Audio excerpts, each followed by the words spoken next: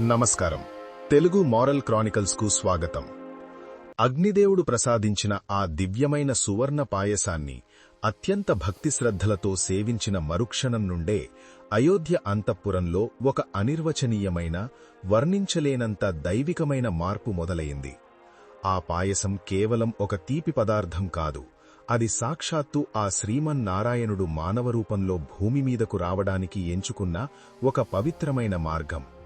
ఆ దేవామృతాన్ని స్వీకరించిన కౌసల్య, సుమిత్ర, కైకేయిల ముఖాల్లో ముల్లోకాలను మించిన ఒక అపూర్వమైన తేజస్సు ప్రకాశించడం ప్రారంభించింది. ఆ ముగ్గురు రాణులు గర్భందాల్చారు అన్న శుభవార్త వినగానే దశరథ మహారాజు ఆనందానికి అవధులు లేవు. దశాబ్దాల తరబడి ఆయన గుండెలను పిండేసిన పుత్రశోకమనే రాక్షసి శాశ్వతంగా మరణించింది. ఆయన నడకలో మళ్లీ పాత రాజసం, కళ్లలో ఒక సరికొత్త ఉత్సాహం వెల్లువిరిశాయి. ఆ చక్రవర్తి తన రాణులను అత్యంత జాగ్రత్తగా, కంటికి రెప్పలా చూసుకోవడం ప్రారంభించాడు. ఆ రాణులకు ఏ చిన్న కష్టం కలగకుండా, వారి పాదం నేలమీద పడకుండా వేలాది మంది దాసీలు అహర్నిశలు సేవలు చేస్తున్నారు.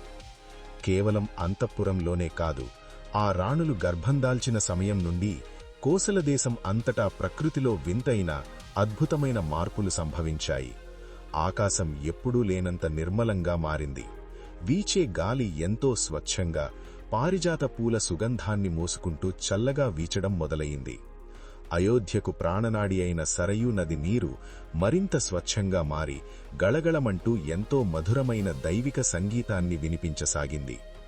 రాజ్యంలోని తోటల్లోని చెట్లు ఋతువులతో సంబంధం లేకుండా రంగురంగుల పూలతో, తీయటి పండ్లతో నిండిపోయాయి. పక్షుల కిలకిల రావాలు, ఆశ్రమాల్లోని లేడిపిల్లల గంతులు, ఆవుల అరుపులు కూడా ఏదో గొప్ప మంగళకరాన్ని సూచిస్తున్నట్లుగా ఉన్నాయి. అయోధ్యలో నివసించే ప్రజలందరి మనసుల్లో ఒక తెలియని ప్రశాంతత, ఒక గొప్ప ఆనందం నెలకొన్నాయి. ప్రతిరోజూ పండగ వాతావరణమే. దశరథుడు తన సంతోషాన్ని పట్టలేక ప్రతిరోజూ వేలాది మంది పేదలకు, బ్రాహ్మణులకు వస్త్రదానాలు, అన్నదానాలు, గోదానాలు చేస్తూ తన భవిష్యత్తు వారసుల కోసం 1000 కళ్లతో ఎదురుచూడటం మొదలుపెట్టాడు. పట్టపురాణి కౌసల్యాదేవి ముఖం సాక్షాత్తు ఆ వైకుంఠంలో ఉండే మహాలక్ష్మీదేవిలా కోటి సూర్యుల కాంతితో మెరిసిపోతోంది. సాక్షాత్తు ఆ శ్రీహరిని తన గర్భంలో మోస్తున్న ఆ తల్లి పడుతున్న ఆనందం ఎంతో ఇంతా కాదు. ఆమె కళ్లకు ఏ వికారం కనిపించకూడదని, ఆమె చెవులకు ఏ అపశబ్దం వినిపించకూడదని దశరథుడు కఠినమైన నియమాలు పెట్టాడు. రాజభవనం నలుదిక్కులా వేద పండితులు ప్రతిరోజు ఋగ్వేద, యజుర్వేద, సామవేద మంత్రాలు పఠిస్తూ ఆ గర్భస్థ శిశువులకు రక్షణగా నిలిచారు. ఆ దివ్య తేజస్సు ఆమె గర్భంలో పెరుగుతున్న కొద్దీ కౌసల్యలో చెప్పలేనంత సహనం, భూమాతకు ఉండేంత దయ పెరిగాయి. అలాగే తన అందంతో దశరథుని మనసు దోచుకున్న కైకేయి కూడా త్వరలోనే తానొక వీరుడికి జన్మనివ్వబోతున్నానన్న గర్వంతో, ఆనందంతో వెలిగిపోతోంది. ఇక 2 సార్లు పాయసం సేవించిన సుమిత్రాదేవి ఎవరికీ తెలియని ఒక దివ్యమైన శాంతితో 2 బిడ్డలను తన గర్భంలో మోస్తూ ఎంతో ఆనందంగా ఉంది.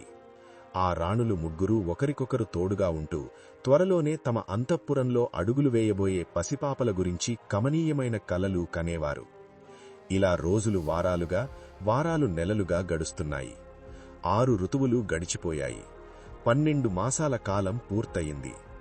లోకమంతా పచ్చదనంతో పులకించిపోయే వసంత ఋతువు మళ్లీ ప్రవేశించింది.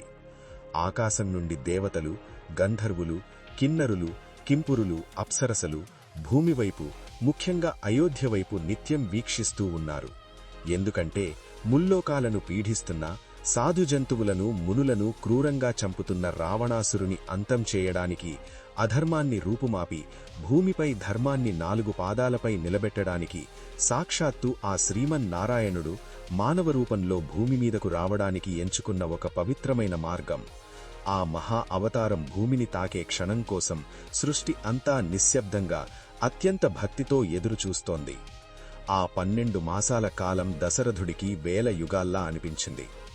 ఎప్పుడెప్పుడు తన కన్న బిడ్డలను ఎత్తుకుంటానా, ఎప్పుడెప్పుడు ఆ పసిపాపల నుదుటిపై ముద్దు పెట్టుకుంటానా అని ఆ ముల్లోకాలను జయించిన మహావీరుడు ఒక సామాన్య తండ్రిలా ఆరాటపడిపోయాడు. రాజవైద్యులు రాణుల ఆరోగ్యాన్ని ఎప్పటికప్పుడు పరీక్షిస్తూ ప్రసవ సమయం అత్యంత సమీపించిందని దశరథుడికి ఆనందంగా సంకేతాలిచ్చారు.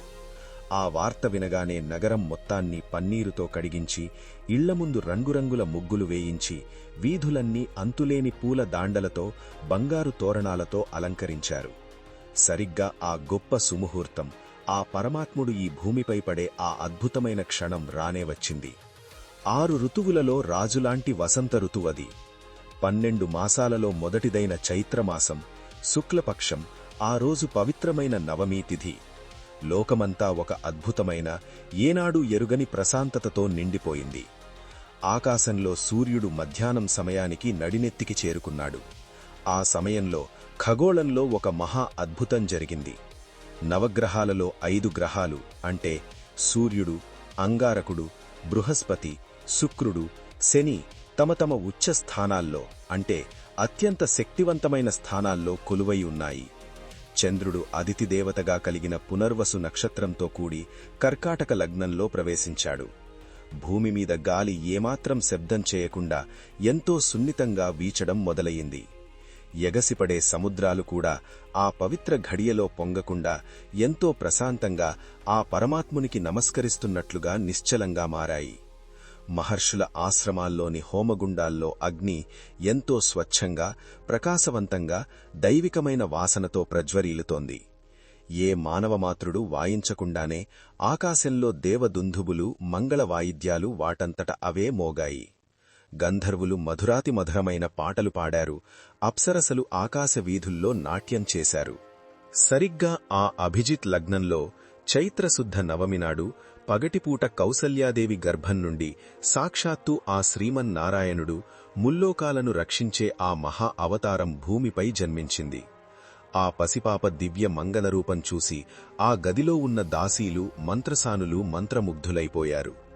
ఆ పసివాడు ఎంతో ఆకర్షణీయమైన నీలమేఘ శ్యాముడిగా అంటే వర్షం కురిసే నల్లటి మబ్బు రంగులో, ఎర్రటి తామర రేకులలాంటి విశాలమైన కళ్లతో, పద్మదళాక్షుడిగా, ఆజానుబాహుడిగా, కోటి సూర్యుల తేజస్సును తన చిరునవ్వులో దాచుకున్నవాడిలా జన్మించాడు. ఆ పసిపాప వేసిన మొదటి ఏడుపుకేక వినబడగానే అయోధ్య అంతఃపురంలో ఉన్న గంటలన్నీ వాటంతట అవే మోగాయి. ఆ కేక వినగానే అంతఃపురం బయట పడిగాపులు కాస్తున్న దశరథ మహారాజు ప్రాణాలు లేచివచ్చాయి. ఇన్నాళ్లు తన గుండెను పిండేసిన, తన్ను రాత్రీపగలు నిద్రపోనివ్వకుండా చేసిన పుత్రశోకమనే ఆ మహారాక్షసి ఆ నిమిషమే తన ఊపిరి విడిచింది. మహారాజా, మీకు కొడుకు పుట్టాడు. సాక్షాత్తు ఆ సూర్యభగవానుడే మీ ఇంట జన్మించాడు అని దాసీలు పరిగెట్టుకుని వచ్చి ఆ శుభవార్త చెప్పారు. ఆ మాట వినగానే దశరథుడు ఆనందంతో మైమరిచిపోయాడు. ఆయన 2 కళ్ల నుండి ఆనంద భాష్పాలు జలజలారాలాయి. ఇక్ష్వాకు వంశ చక్రవర్తినన్న అహంకారం, ముల్లోకాలను జయించిన పరాక్రమం అన్నీ ఆ ఒక్క క్షణంలో మాయమైపోయి కేవలం ఒక ఆప్యాయమైన తండ్రిగా మారిపోయాడు. వెంటనే పరిగెత్తుకుంటూ వెళ్లి తన ముద్దుల బిడ్డను కళ్లారా చూశాడు. ఆ పసిపాపను చూడగానే దశరథుడికి తను ఒక రాజు అనే విషయం పూర్తిగా మరిచిపోయి ఆ బిడ్డ అందాలికి, ముఖంలో ఉన్న పూర్ణచంద్రుని ప్రశాంతతకు ముగ్ధుడైపోయాడు. కౌసల్యామాత తన కుమారుడిని గుండెల కత్తుకుని కన్నీటితో ఆనందపడింది. ఆ వార్త క్షణాల్లో అయోధ్య వీధుల్లోకి దావానలంలా పాకిపోయింది. మన ఇక్ష్వాకు వంశానికి వారసుడు పుట్టాడు, మన దశరథ మహారాజుకు కొడుకు పుట్టాడు, అదృష్టం మన తలుపు తట్టింది అంటూ ప్రజలు ఆనందంతో కేకలు వేస్తూ వీధుల్లోకి వచ్చారు. ఒకరికొకరు తీపి పదార్థాలు పంచుకున్నారు, రంగులు చల్లుకుంటూ పండగ చేసుకున్నారు. ఆ వార్త చెప్పిన సేవకులకు, బ్రాహ్మణులకు దశరథుడు తన ఒంటిమీద ఉన్న అమూల్యమైన రత్నాల హారాలను, వజ్రాల ఉంగరాలను తీసి బహుమతులుగా ఇచ్చాడు. గంగానదిలో స్నానం చేసినంత పవిత్రంగా ఆ క్షణాన్ని అయోధ్య ప్రజలంతా భావించారు. ఆ పసిపాప రాకతో అయోధ్య నగరానికి ఆకారమున్న ప్రాణం వచ్చినట్లుగా కళకళలాడిపోయింది. కాని ఆ సంబరం అక్కడితో ఆగలేదు.